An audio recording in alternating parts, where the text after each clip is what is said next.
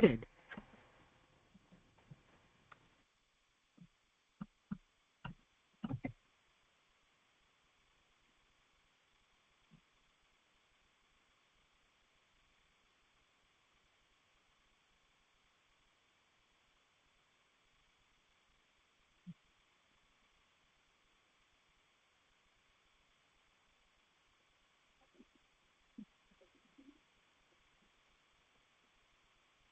नमो लोये सौहरिहन्तानं नमो लोये सौहृदानं नमो लोये सौवाहिर्यां नमो लोये सौज्यायां नमो लोये सौत्रिकावती सावनं ओंकारमिन्दु संयुक्त नित्यं जयन्ति योगिनः कामदं मोक्षदं चैव ओंकाराय नमो नमः मङ्गलं भगवान् मङ्गलं भूतमोहि मङ्गलं कुन्कुण्डारि विजेन्द्रमोसुमङ्गलं नमः समरिसाराय स्वानुभूत्या चकास्ते चित् स्वभावाय भवाय सर्वः विभाव निदाताय।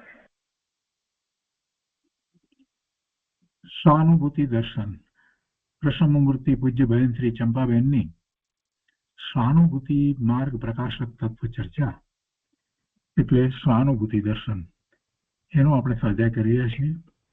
એમાં પ્રશ્ન 173 સુધી સ્વાધ્યાય કર્યો છે. હવે આજે આગળ લઈએ છીએ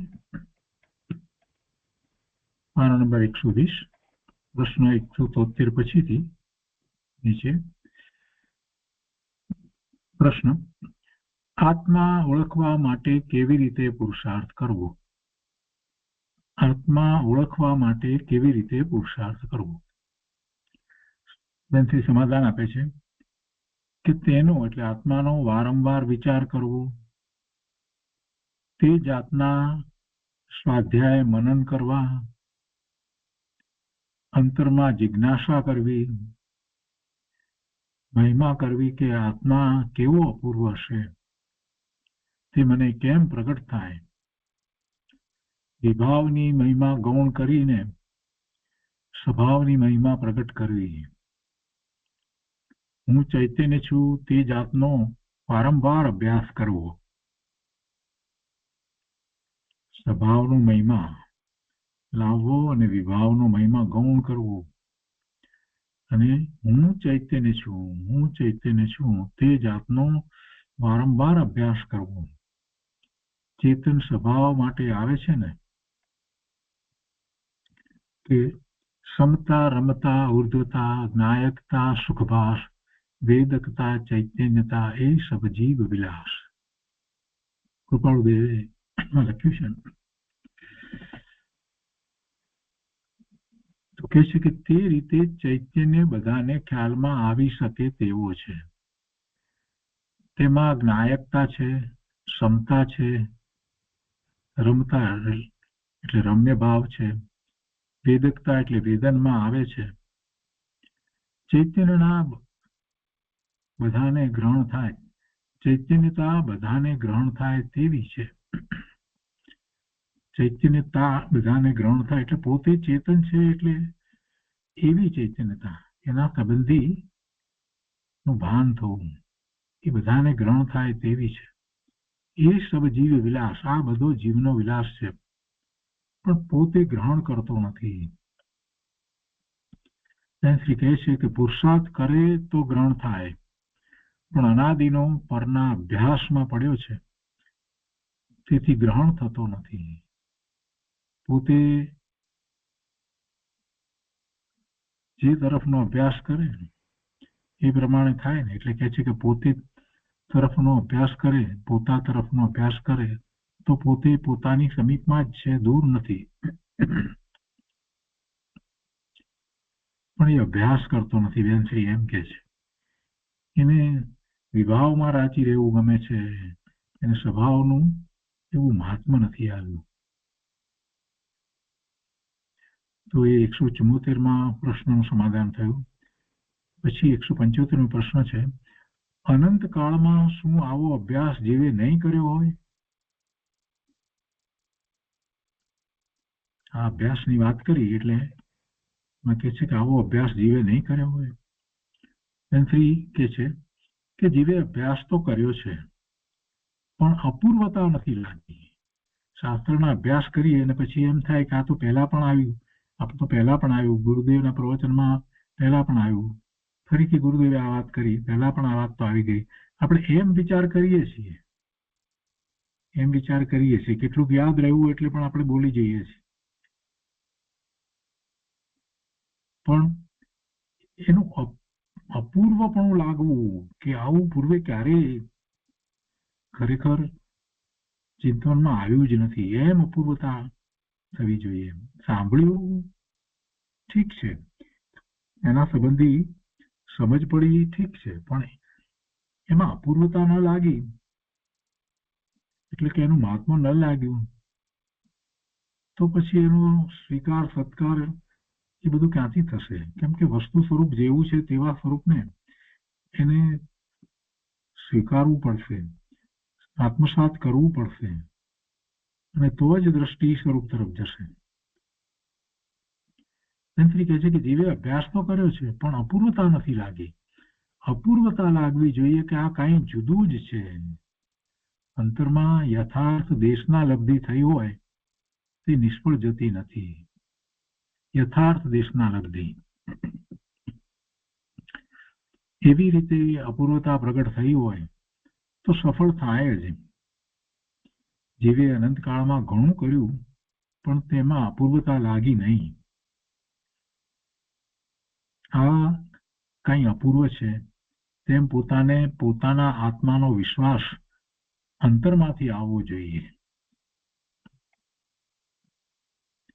એ પછી આ 175મા પ્રશ્નનું સમાધાન થયું. એ પછી પ્રશ્ન છે, આત્મ પ્રાપ્તિ માટે ત્યાગ વૈરાગ્યની મુખ્યતા છે ખરી? આત્મ પ્રાપ્તિ માટે ત્યાગ વૈરાગની મુખ્યતા છે ખરી? કેમ કે અત્યારે આ દ્રવ્યાનુયોગના શાસ્ત્રનો અભ્યાસ પૂજ્ય ગુરુદેવના પ્રવચન દ્વારા જીવો કરે છે ને, એટલે આ મહત્વની વાત ભૂલી જાય છે. અને આ નહીંથી વસ્તુનું કથન આમ છે ને, આ નહીંથી આમ છે ને, એના પેટા વિભાગ આટલા ને આ તે ને એમાં જીવ મૂળ વાત ભૂલી જાય છે. સમાધાન આપે છે વેન્થ્રી કે પ્રથમ આત્મા કેમ પમાય તેની ભાવના, તત્વ વિચાર, સ્વાધ્યાય મુખ્ય હોય છે. ત્યાગ વૈરાગમાં પણ જેટલો પોતે આત્મા તરફ વળે એટલી અંદરથી વિરક્તિ આવે અને બહારનો રસ ઉડી જાય. ત્યાગ વૈરાગમાં પણ જેટલો પોતે આત્મા તરફ વળે એટલી અંદરથી વિરક્તિ આવે અને બહારનો રસ ઉતરી જાય. અંતરમાં અમુક પ્રકારે એ બધું હોય છે. પ્રથમ સાચી સમજણને માટે તત્વ વિચાર, સ્વાધ્યાય, શ્રવણ, મનન તે હોય છે. ત્યાગ વૈરાગ તો જેટલો અંતરમાંથી વિભાવનો રસ છૂટે એટલો હોય. એટલે બાહ્ય ત્યાગ આમનામ કરે એનું મહત્વ નથી. ખરેખરો સાચો ત્યાગ અને સાચો વૈરાગ એટલે જગતના પદાર્થો પ્રત્યે એવો ઉદાસીનતાનો ભાવ આવી જાય એટલે બધું સહજ છૂટે છે.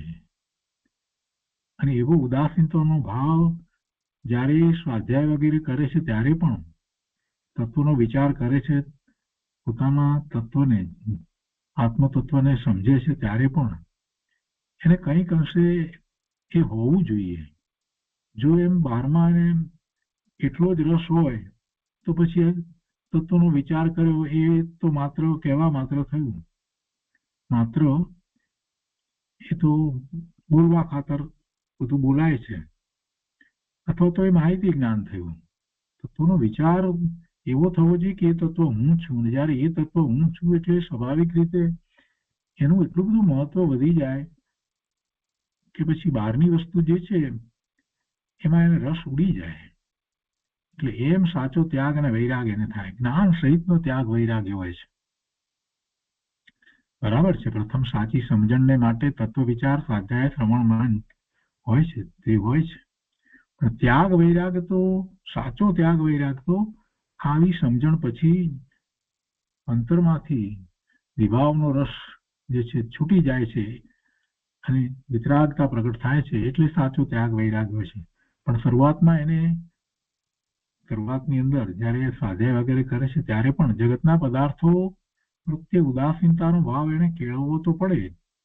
બાર ભાવનાની વાત જે કરી છે એમાં એ વાત આવે છે.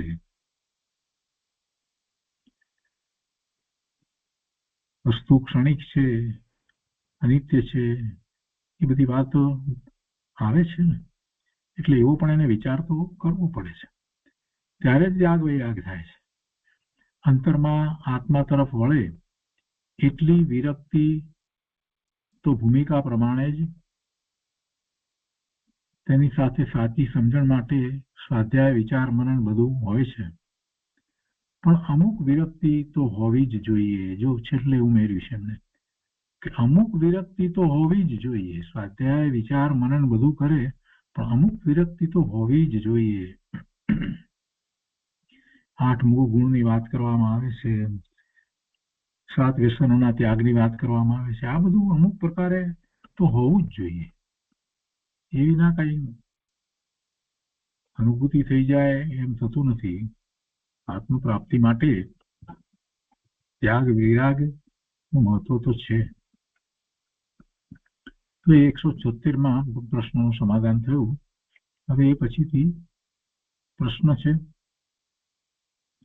સત સરળ છે, સુગમ છે, સહજ છે, સર્વત્ર તેની પ્રાપ્તિ છે, તો અમને એવું કેમ ભાસતું નથી? કૃપાળુદેવમાં એ વાત આવી છે. કૃપાળુદેવના વચનામૃતમાં સત સરળ છે, સુગમ છે, સહજ છે, સર્વત્ર તેની પ્રાપ્તિ છે. તો કૃપાળુદેવે કહ્યું છે તો કે છે કે અમને એવું કેમ ભાસતું નથી? તમને કેમ ભાસતું નથી એ બેનશ્રી શું કહે? સમજી જવાય એવું છે. પોતે એના સંબંધી વિચાર કરતો નથી, ચિંતન કરતો નથી. કૃપાળુદેવે કઈ રીતે કઈ અપેક્ષાથી આખી વાત સમજાવી છે એ બધાનો વિચાર નથી કરતો ઊંડાણપૂર્વક, એટલે પછી ક્યાંથી એવું ભાષે? કૃપાળુદેવને જેવું ભાષે એવું ક્યાંથી ભાષે? પણ વસ્તુ એમ જ છે. કૃપાળુદેવે જે કહ્યું છે એ બધા જ્ઞાની પુરુષોને એમ જ છે. સત સરળ સુગમ સહજ અને સર્વત્ર તેની પ્રાપ્તિ છે. બેનશ્રી સમાધાન આપે છે કે સત આત્માનો સ્વભાવ છે માટે સહજ છે. એનું અસ્તિત્વ છે અને એ અસ્તિત્વ પણ કેવું એક સરખું જેવું છે તેવું અનંત કાળથી જળવાઈ રહ્યું છે. શુદ્ધ, પરિપૂર્ણ, પવિત્ર એ સત છે અને એ આત્માનો સ્વભાવ છે માટે સહજ છે. આત્માનો સ્વભાવ છે એટલે સહજ છે. એ બહારથી ક્યાંથી એની ઉપલબ્ધિ થાય એવી તો કોઈ વાત નથી. બહારથી કંઈ પ્રાપ્ત થાય એવી તો કોઈ વાત નથી. એટલે એ આત્માનો સ્વભાવ છે એટલે સહજ છે. પોતે ભગવાન આત્મા છે ને તો એને એ બધું સહજ જ હોય ને. જે પોતાનો સ્વભાવ હોય એ પોતાને સહજ ન હોય તો કોને સહજ હોય? તેને કઈ બહાર ગોતવા જવું પડતું નથી કે માગવા જવું પડતું નથી કે પર વસ્તુમાંથી આવતું નથી. આત્મ સ્વભાવ સહજ છે, એ સત છે, એ આત્મ સ્વભાવ છે. પોતાનો સ્વભાવ છે માટે સુગમ છે, સહજ છે, સરળ છે. પણ અનાદિના વિભાવના અભ્યાસના કારણે દુર્લભ છે અથવા તો દુર્લભ થઈ પડ્યું છે. અનાદિના વિભાવના અભ્યાસના કારણે દુર્લભ છે. પોતાનો સ્વભાવ છે માટે સહજ છે. પોતે જ છે, કઈ બીજો નથી માટે સહજ છે. પ્રગટ કરે તો અંતર્મુહૂર્તમાં થાય છે અને ન કરે તો અનંતકાળ જાય છે. સ્વભાવ અંતર્મુહૂર્તમાં પ્રગટ થાય છે, અનુભવમાં આવે છે, પણ એ કરે તો ન કરે તો અનંતકાળ જાય છે. પોતાને વિભાવનો અનાદિનો અભ્યાસ છે એટલે પ્રગટતો નથી. સ્વભાવ એટલે પ્રગટ થતો નથી. બાકી સ્વભાવ પોતાનો છે, પોતામાંથી પ્રગટે છે, બહારથી નથી આવતો. બહાર ક્યાંય શોધવા જવું પડતું નથી. પોતામાં જ ભરેલું છે તે પ્રગટ કરવાનું છે. બહુ સુંદર સમાધાન આપ્યું બેનશ્રીએ. એ 177માં પ્રશ્નનું સમાધાન થયું. એ પછી પ્રશ્ન છે, બહારમાં ક્યાંય ન ગમતું હોય તો જ આત્મામાં ગમે એવું ખરું એક બેનશ્રીએ કહ્યું છે ને કે બહારમાં ક્યાંય ન ગમે તો આત્મામાં જા, આત્મામાં ગમે એવું છે. એ બેનશ્રીના વચનામૃતની અંદર એ વાત આવી છે ને, તો એને જરાક જુદી રીતે મુમુક્ષુ પ્રશ્ન કરે છે કે બહારમાં ક્યાંય ન ગમે કે ન ગમતું હોય તો જ આત્મામાં ગમે એવું ખરું? કે બહારમાંય ગમતું હોય અને આત્મામાં ગમે એમ બને? એનો અર્થ એવો થયો ને કે બહારમાં ક્યાંય ન ગમતું હોય તો જ આત્મામાં ગમે એવું છે ખરું? એવું કંઈ હોય છે? સમાધાન આપતા બેનશ્રી કહે છે કે બહારમાં ન ગમતું હોય તો જ આત્મામાં ગમે. બહારમાં ગમતું હોય આત્મા તરફ વળે જ નહીં ને એને પછી ક્યાંથી આત્મામાં ગમે?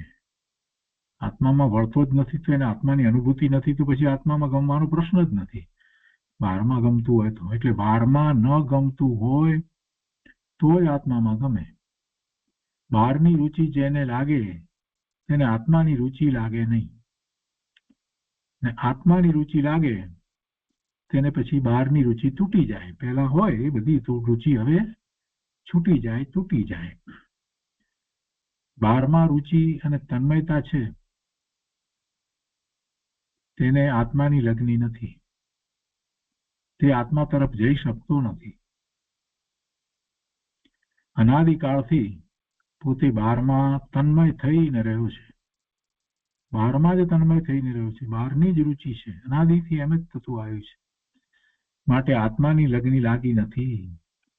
આત્માની રુચિ લાગે તો જ આત્મામાં જઈ શકાય છે. ઘણા કહે છે ને કે ક્યાંય ગમતું નથી તો તારા આત્માનું અસ્તિત્વ ગ્રહણ કરો, ત્યાં ગમે તેવું છે,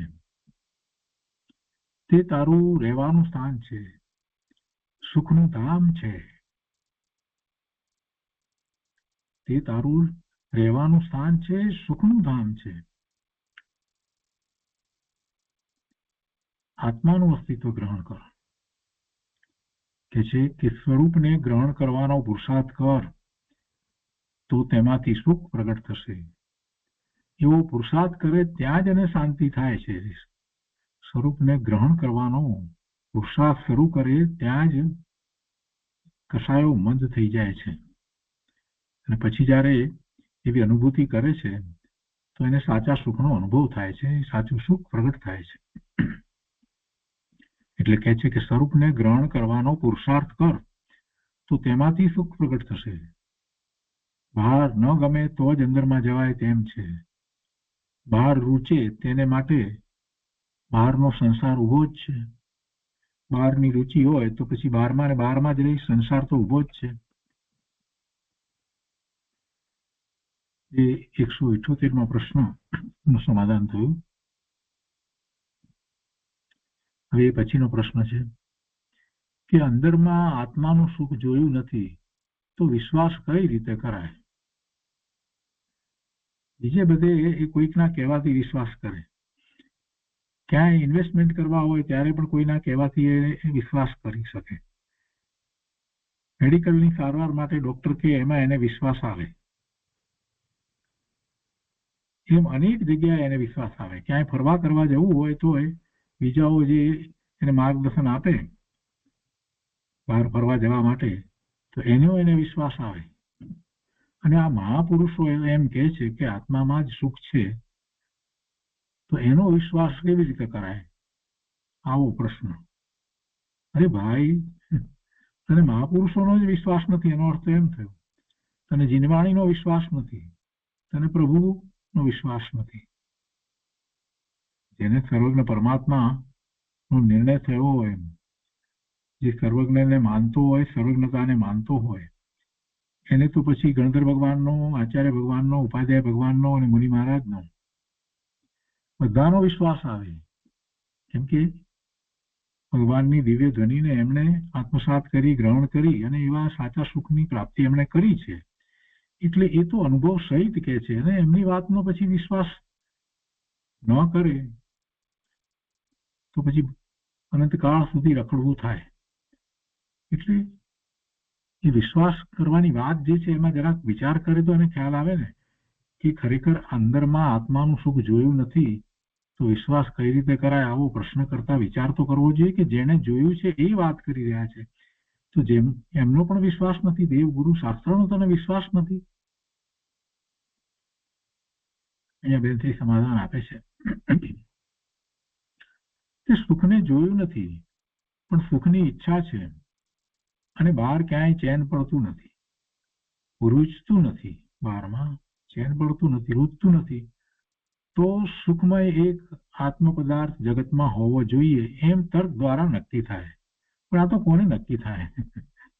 હજી જેને બારમાં જ હજી સુખની બુદ્ધિ પડી હોય એને તો એવો તર્ક થાય જ નહીં. જેને એમ થયું હોય કે બારમાં તો દુઃખ સિવાય બીજું કાંઈ નથી, જેને સુખ માને છે એ કલ્પિત છે અને એ પણ દુઃખ ગર્ભિત છે. પહેલા આકુરતા વ્યાકુરતા છે એ દુઃખ છે અને પછી આકુરતા ચાલી જાય છે એને એ સુખ માને છે. એ સુખ પરાધીન છે એટલે સાચું સુખ નથી. એમ જ્યારે નિર્ણય થાય તો એ સાચા સુખ નો વિચાર કરે અને સાચું સુખ જેને પ્રાપ્ત કર્યું છે એમની વાતને સમજે. એવા આચાર્ય ભગવાન, ઉપાધ્યાય ભગવાન, મુનિ મહારાજે જે માર્ગદર્શન આપ્યું છે એને એ સમજે. કેમ કે તો જીનવાણી છે, દિનેશ્વર ભગવાનની વાણી છે, એમાં એ વાત આવી છે. અને આ જે માર્ગદર્શન આપી રહ્યા છે એ મહાસંતો તો અનુભવ પછી માર્ગદર્શન આપે છે અને એ કહે છે કે આત્મામાં સુખ છે, તો પછી વિશ્વાસ કરી અને આગળ વધવાનું છે. જેમ કોઈ કહે છે કે ના આ જગ્યા અમે જઈ આવ્યા છીએ, જોઈ છે અને બહુ સરસ છે, તો પછી આપણે વિશ્વાસ રાખી અને ત્યાં જઈએ છીએ. આ તો બહુ સહેલાઈથી સમજાય એવી વાત છે. એમાં વિશ્વાસ કઈ રીતે કરાય એવો ક્યાં પ્રશ્ન જ છે? આ શું મહાપુરુષો કઈ ગેરમાર્ગે દોરશે? આ કુંદકુંદાચાર્ય ભગવાન, અમૃતચંદ્રાચાર્ય ભગવાન, યોગીન્દુદેવ, કાર્તિકેય સ્વામી, આ બધા શું આપણને ગેરમાર્ગે દોરે એમ છે? સમદ ભદ્રાચાર્ય, આ બધા ક્યાં આપણને લઈ જાય છે? વિચાર તો કરવો જોઈએ ને. શ્રી કહે છે કે સુખને જોયું નથી પણ સુખની ઈચ્છા છે અને બહાર ક્યાંય ચેન પડતું નથી, રૂચતું નથી. એટલે એવી જ એની દશા થઈ છે. એ વિચાર કરશે કે તો સુખમય કાંઈક પદાર્થ હોવો જોઈએ જગતમાં, તો એને વિચાર થાય, વિકલ્પ થાય અને એ તરફ વળે. તો એને માટે અહીંયા તો કહે છે. એટલે એમાં એક વાત બેનશ્રીએ વાત કરી દીધી કે જેને હવે ભવના ભ્રમણનો થાક લાગ્યો છે, બહારમાં ખરેખર સુખ નથી એવો નિર્ણય થયો છે ને, એ સુખને શોધશે. અને એ સુખને શોધશે ત્યારે એવા દેવગુરુ શાસ્ત્રનો વિશ્વાસ કરશે, એમને બતાવેલા માર્ગ પ્રમાણે પોતે પુરુષાર્થ કરશે. અહીંયા કે છે કે બહાર ક્યાંય ચેન પડતું નથી, રૂચતું નથી, તો સુખમય એક આત્મ પદાર્થ જગતમાં હોવો જોઈએ. તું તારા વિચારથી તેને ગ્રહણ કર, તેમાં જ સુખ છે. જે સુખનું ધામ દેવશાસ્ત્ર ગુરુ બતાવી રહ્યા છે, મુનિઓએ તથા અનંત તીર્થંકરોએ પ્રગટ કર્યું છે અને બધા મહાપુરુષોએ પણ તે બતાવ્યું છે. માટે તું વિચાર કર તો આત્મામાં જ સુખ લાગશે. અત્યારે તને દેખાતું નથી પણ તત્વનો વિચાર કરીને જો તો તને પણ દેખાશે.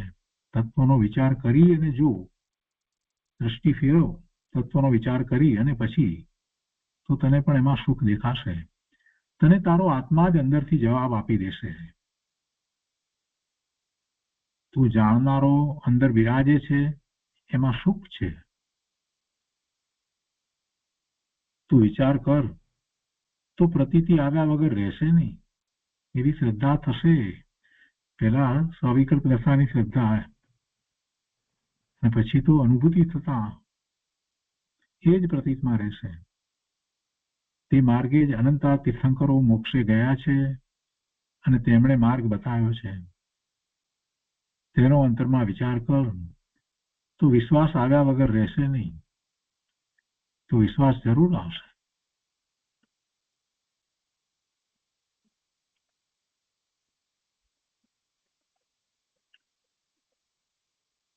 તો એ 179માં પ્રશ્નનું સમાધાન થયું.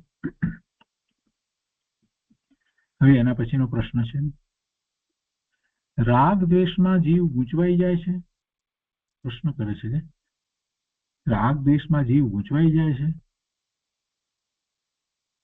રાગ દ્વેષમાં જીવ ગૂંચવાઈ જાય છે. ફક્ત ફેર એટલો છે કે ભૂમિકા પ્રમાણે એમ થાય છે. સમ્યક દ્રષ્ટિને પણ રાગ અને દ્વેષ થાય ભૂમિકા પ્રમાણે. ચોથા ગુણ સ્થાને હોય તો એ કઈ ગૂંચવાઈ જતા નથી. એથી આગળ વધીને પાંચમે છે તો એ રાગ દ્વેષ ઘટી ગયા છે, છતાં પણ એ થાય છે. અને મુનિને તો માત્ર શુભભાવ વગેરે હોય છે, પણ એમાં કોઈ ગૂંચવાઈ જતા નથી. ત્યારે મિથ્યા દ્રષ્ટિ છે એ તો રાગ દ્વેષમાં જ ગૂંચવાયેલો રહે છે. રાગ દ્વેષમાં જીવ ગૂંચવાઈ જાય છે, અથવા તો એમ કે રાગ દ્વેષ ને કારણે હું ગૂંચવાઈ જઉં છું એટલે આ સહાનુભૂતિ નથી થતી, એવો પણ પ્રશ્ન હોય તો એનું પણ સમાધાન મૈત્રીએ આપી દીધું છે કે પોતાની રુચિ નથી, રુચિ મંદ છે એટલે ગૂંચવાઈ જવાય છે. પુરુષાર્થ વધારે કરવો, રુચિ વધારવી, પુરુષાર્થ મંદ થાય તો વારંવાર તેનો અભ્યાસ કરવો. રાગ દ્વેષ પછી આપોઆપ મંદ થઈ જશે.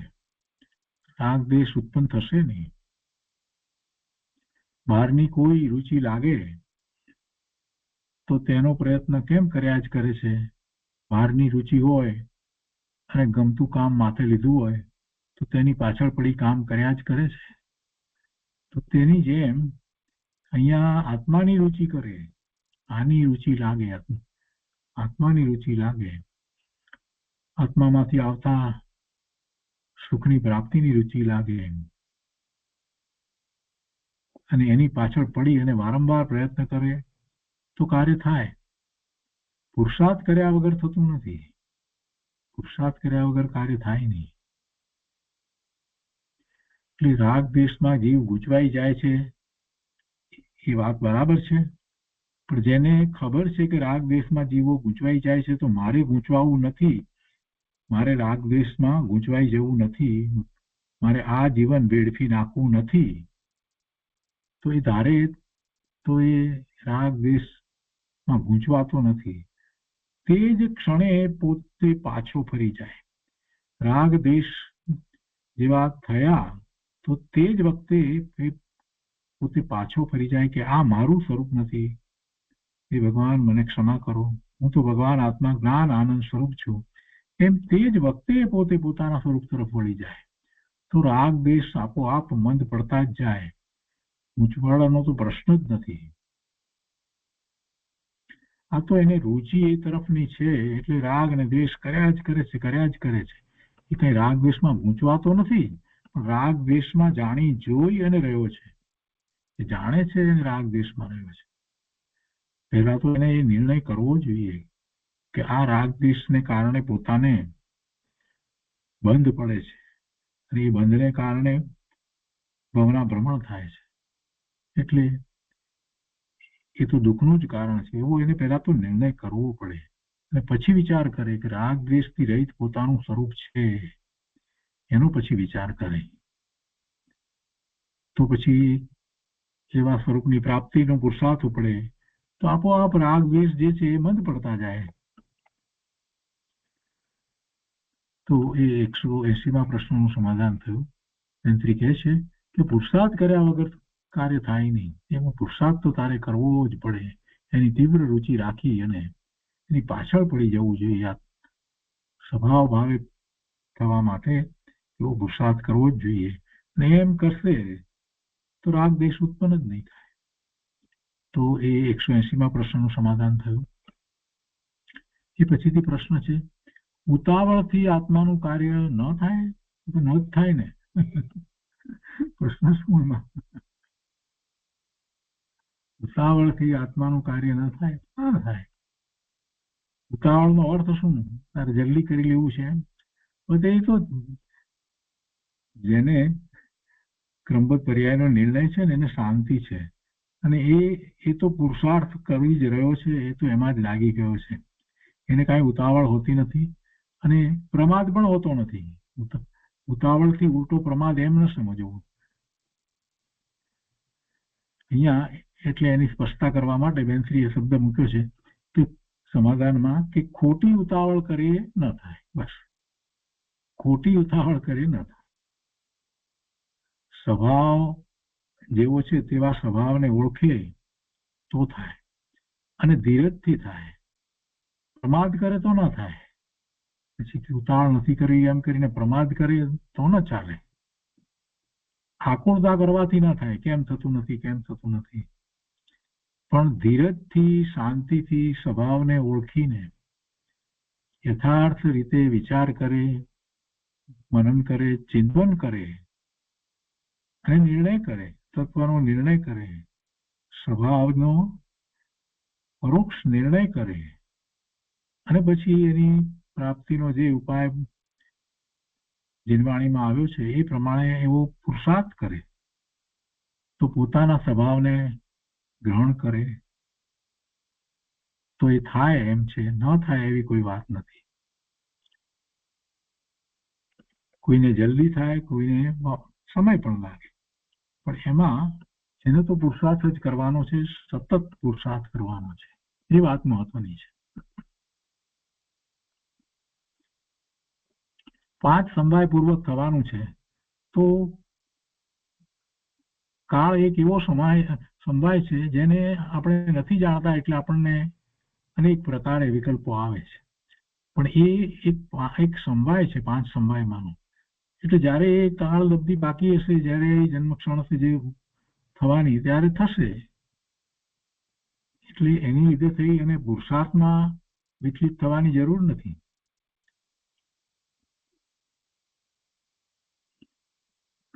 તો એ 181માં પ્રશ્નનું સમાધાન થયું. હવે એ પછી 182મો પ્રશ્ન છે કે સ્વાનુભૂતિમાં નાળિયેરમાં જેમ ગોળો અલગ છે તેમ શરીર એકદમ જુદું પડ્યું છે એમ ખ્યાલમાં આવે.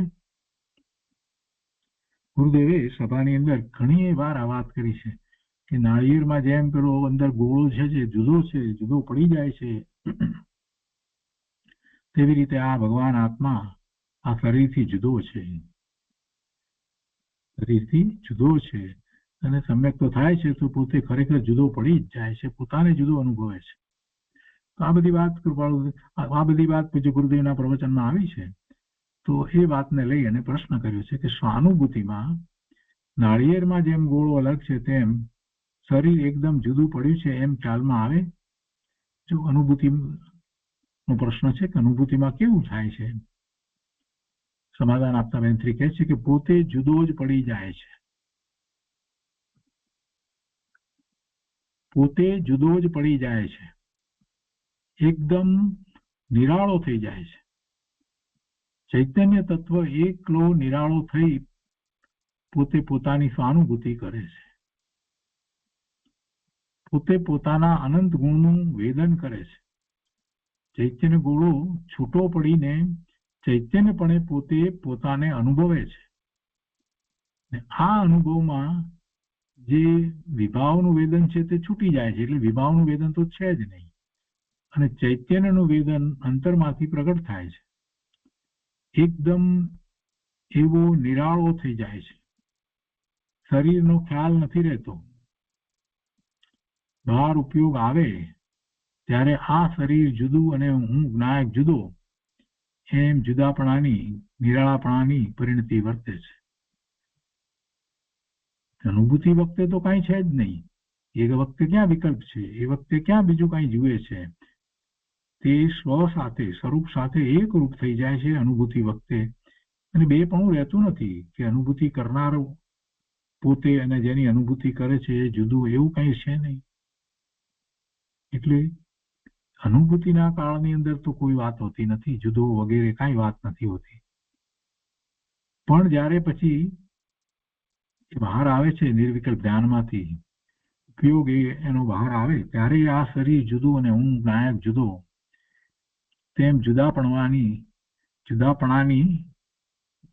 નિરાળાપણાની પરિણતિ વર્તે છે.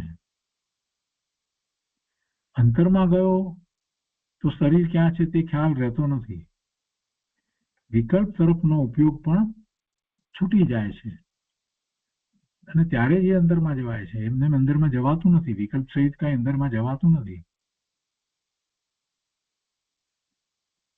કેટલાક લોકો એવું માને છે કે એક વિકલ્પ તો હોય છે, અને એનું કારણ એટલા માટે કે પંડિત ટોડરમલજીની રહસ્યપૂર્ણ ચિઠ્ઠી જે છે એને સાચી રીતે સમજ્યા નથી ને પોતે વાંચી અને જે રીતે સમજ્યા છે એ પ્રમાણે એમાં જે વાત કરવામાં આવી છે કે મન જનિત છે,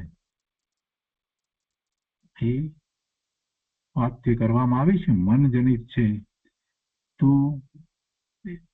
એ મન જનિત જે પંડિત ટોડરમલજીએ કહ્યું એ તો એ અપેક્ષાથી કહ્યું કે શ્રુત જ્ઞાનમાં થાય છે એ અપેક્ષાથી કહ્યું છે. પણ વાસ્તવમાં કઈ મન એટલે વિકલ્પ નથી, વિકલ્પ દ્વારા થાય છે એવી વાત નથી. એટલે કેટલાક લોકો એમ માને છે કે મન જનિત કહ્યું છે એટલે મનની ભૂમિકા તો હોય છે, મન દ્વારા થાય છે વગેરે વાત માને છે. પણ એ બધી વાત બરાબર નથી. પૂજ્ય ગુરુદેવે એની ખૂબ સ્પષ્ટતા કરી છે. પૂજ્ય ગુરુદેવે રહસ્યપૂર્ણ ચિઠ્ઠી ઉપર જે પ્રવચનો આપ્યા અને એમાં ખૂબ સ્પષ્ટતા કરી છે. અને એના પુસ્તકમાં બહુ સ્પષ્ટ ગુરુદેવે વાત જણાવી છે કે એ નિર્વિકલ્પ ધ્યાનમાં એટલે કોઈ વિકલ્પ નથી, મનની ભૂમિકા નથી, અને એવી અનુભૂતિ કરે છે ત્યારે એને સાચો અનુભવ સહિતનો તત્વ નિર્ણય થાય છે. એ બધી વાત એમણે એમાં કરી છે. નિર્વિકલ્પ ધ્યાનની વાત કરી છે. તો નિર્વિકલ્પ થાય તો પછી મન સાથે ક્યાં જોડાણ હોય છે? નથી જોતું. એટલે વિકલ્પ તરફનો ઉપયોગ હોતો જ નથી. જો બેનશ્રી પણ એ જ વાત કરે છે કે એ વખતે અંતરમાં ગયો તો શરીર ક્યાં છે તે ખ્યાલ રહેતો નથી, વિકલ્પ તરફનો ઉપયોગ પણ છૂટી જાય છે અને એકલું ચૈતન્યનું વેદન રહે છે, એકલી આનંદની ધારા રહે છે. તેની સાથે અનંત ગુણની પર્યાય પ્રગટ થાય છે. એ આનંદની ધારા એટલે અનંત ગુણ અંદરમાં ચાલી રહેલું ભવન એને પ્રગટપણે અનુભવમાં આવે છે. એટલે અનંત ગુણની પર્યાય પ્રગટ થાય છે. જે કારણ શુદ્ધ પર્યાય આપણે જે કહીએ છીએ એ હવે એ પ્રગટ થાય છે. એમ કે છે પ્રગટ થાય છે એટલે એને અનુભવમાં આવે છે, પ્રગટપણે અનુભવમાં આવે છે. કૃપાળુદેવે પણ એને એ જ રીતે કહ્યું છે કે સર્વ ગુણનો અંશ પ્રગટ થઈ જાય છે. અંશ પ્રગટ થાય એટલે ગુણ તો એનું ભવન હોય એની અનુભૂતિ થાય છે. અંશ બધા ગુણનો અંશ અનુભવમાં આવે છે. તો એ 182માં પ્રશ્નનું સમાધાન થયું. એ પછી પ્રશ્ન છે, અમને તો લાગે છે કે અમે ઘણો પુરુષાર્થ કરીએ છીએ છતાં પરિણામ કાંઈ દેખાતું નથી. તો આપ આ વિષયમાં વિશેષ ખુલાસો કરવા કૃપા કરશો. સમાધાન આપતા બેનશ્રી કહે છે કે પોતાના પુરુષાર્થની ખામી છે. પોતાના પુરુષાર્થમાં એની અને એની લગ્ની આત્માની જ લગ્ની, એની જ લગ્ની, બીજા કોઈની લગ્ની નહીં, તથા દિવસ અને રાત તેનો પ્રયત્ન કરવો જોઈએ. આત્માનું ન્યારાપણું, જુદાપણું, ભેદ જ્ઞાન બુદ્ધિમાં ગ્રહણ કર્યું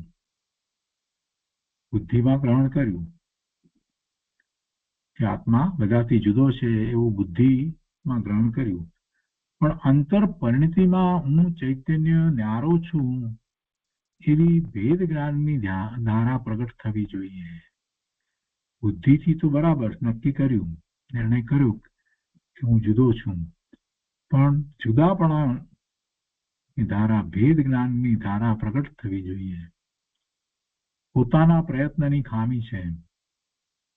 હું ચૈતન્ય જુદો છું એવી અંતરમાંથી ન્યારાપણાની પરિણતિ પ્રગટ થવી જોઈએ. તો સ્વાનુભૂતિ થાય છે. માત્ર વિચાર ચાલે તે ઠીક છે, પણ અંતરમાં ઊંડા ઉતરીને જે સ્વભાવ છે તે સ્વભાવમાંથી ન્યારાપણું આવવું જોઈએ. માત્ર શાસ્ત્રમાં લખ્યું છે એટલે યાદ રાખ્યું છે એટલે હું જુદો છું તો એ ઠીક છે, નિર્ણય કરવા પૂરતું ઠીક છે, પણ પછી એવું અંતરમાંથી, અંતરના ઊંડાણમાંથી એ વાત આવવી જોઈએ, જુદો પડી જવો જોઈએ, અને એ સ્વભાવમાંથી એવું જુદાપણું, ન્યારાપણું આવવું જોઈએ. એ મહત્વનું છે. તો એ 183માં પ્રશ્નનું સમાધાન થયું. હવે એના પછી 184वां प्रश्न है, जैसे कि शुद्ध नय का और सम्यक दर्शन का विषय क्या एक आत्मा ही है? शुद्ध नय का और सम्यक दर्शन का विषय क्या एक आत्मा ही है? क्या दृष्टि में कोई पर्याय का स्वीकार नहीं?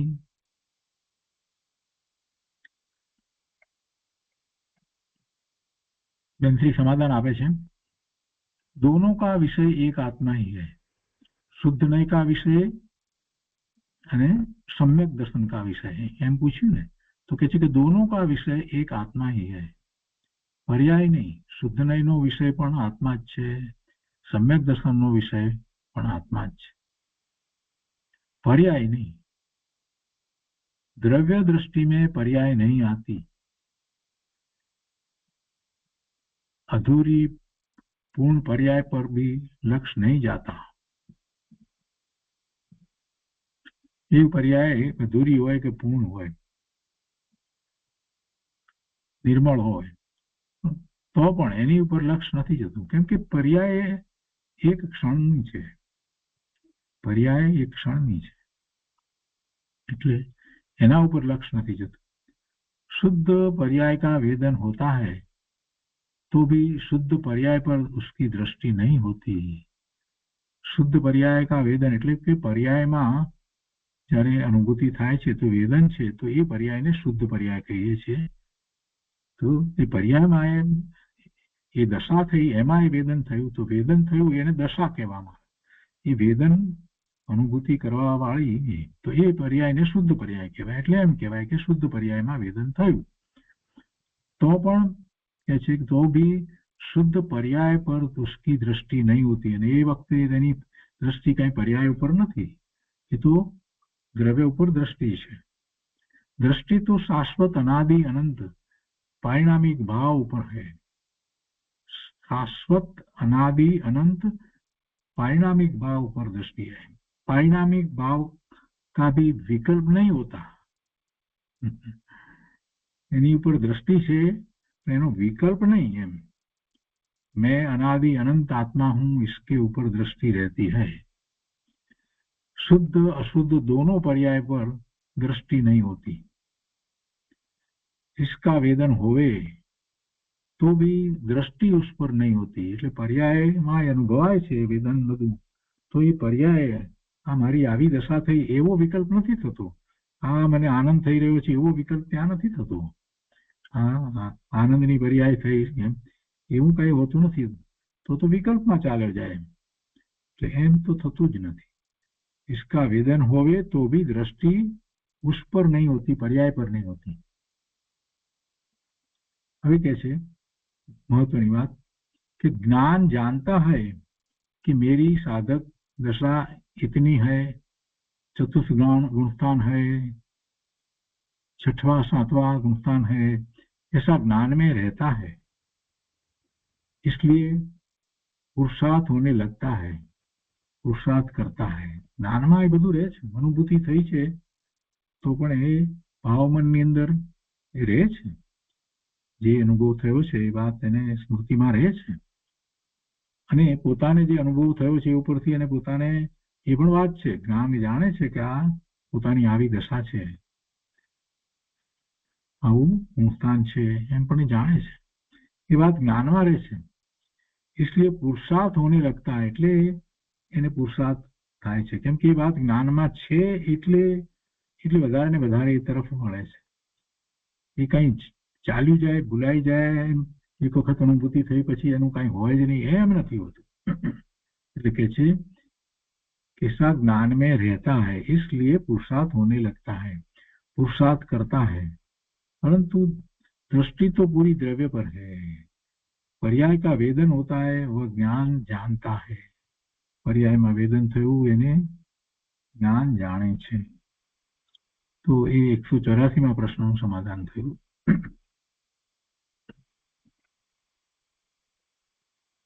અને એ પછી 185મો પ્રશ્ન છે, લઈએ છીએ આપણે. જુદા પાડવાનો અભ્યાસ કરે તો શું એક ક્ષણ એવી આવે જેથી અભેદમાં પરિણતિ જાય? એને જુદું પાડવું, હું અને આ બીજું બધું એ જુદું, એવો અભ્યાસ કરે તો શું એક ક્ષણ એવી આવે જેથી અભેદમાં પરિણતિ જાય? હા. બેનથી સમાધાન આપે છે કે હા, જુદા પાડવાનો અભ્યાસ કરે તો ન્યારી પરિણતિ થાય. કેટલાકને મૂંઝવણ થાય એટલે થાકી જાય, પણ પોતે પ્રયત્ન કર્યા કરવો, સતત પ્રયત્ન કરવા કરવું, તેમાં મૂંઝાવવું કે થાકવું નહીં. પોતે ઉત્સાહથી અને ધીરજથી પ્રયત્ન કરવો. આ બધું જુદું જુદું જુદું જુદું એને જુદું પાડવું. પ્રયત્ન કરે તો પ્રગટ થયા વગર રહેતું જ નથી. જેને પોતાની જિજ્ઞાસા અને પ્રયત્ન પોતા તરફ છે તેને કાળ લાગે, સમય લાગે, પણ થયા વગર રહેતું નથી. આત્મજ્ઞાન ભાન થાય જ છે, સમ્યક તો થાય જ છે. પોતાને લગ્નની રુચિ છે અને કારણ આપે તો કાર્ય આવ્યા વગર રહેતું નથી. એને એવું કારણ આપવું પડે. કારણ આપવું એટલે એવો પુરુષાર્થ કરવો જોઈએ, સતત ધીરજપૂર્વક અને ઉત્સાહથી. જ્યાં સુધી કાર્ય થાય નહીં ત્યાં સુધી સમજવું કે કારણ ઓછું છે, પોતે કારણ ઓછું આપે છે, એટલે પુરુષાર્થ એટલો જોઈએ એટલો થતો નથી. એમ કરી અને પુરુષાર્થને બમણા જોરથી કરવું. તો એ રીતે આ 185માં પ્રશ્નનું સમાધાન થયું.